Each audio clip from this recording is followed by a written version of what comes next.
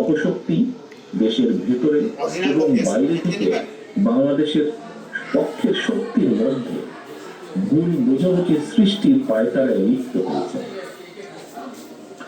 তবে সবাই যদি আমরা সতর্ক থাকি, বাংলাদেশের পক্ষের শক্তির মধ্যে ভুল বোঝাবুঝির অবকাশ থাকবে না বলে আমি দৃঢ়ভাবে